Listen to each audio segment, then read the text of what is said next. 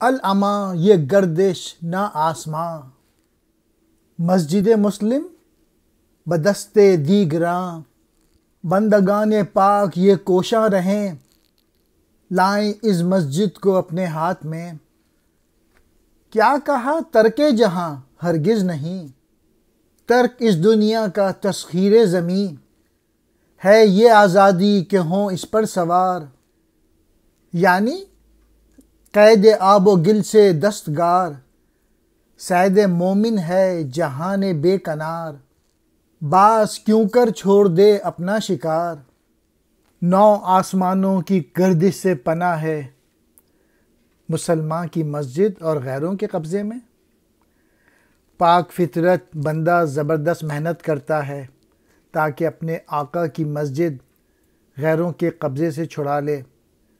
تو جو ترک دنیا کی بات کر رہا ہے، تو ایسا نہ کہو، اس پرانے بتکدے سے بے نیاز ہو جانا ہی گویا اس پر غلبہ پا لینا ہے، اس پر سوار ہو جانا گویا اس سے چھٹکارا پانا ہے اور آب گل کے مقام سے بلند تر جانا ہے۔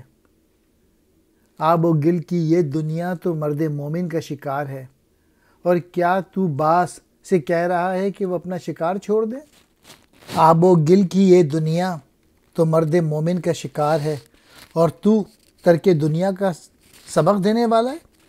باز یعنی مرد مومن سے کہہ رہا ہے کہ اپنا شکار چھوڑ دے، یعنی تسخیر کائنات تو مومن کا فریضہ ہے یا اس کی بنیادی خواہش ہے جسے تو چھوڑنے کے لیے کہہ رہا ہے؟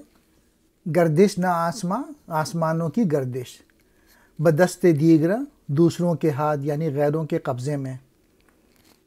ترک کر دے، چھوڑنا، تعلق ختم کر دے، جہاں کہتے ہیں دنیا کو، تسخیر کہتے ہیں فتح کرنا، غلبہ پانا، راکب کہتے ہیں سوار کو۔ باز مشہور پرندہ علامہ کے یہاں مرد مومن کی علامت ہے، صید کہتے ہیں شکار کو۔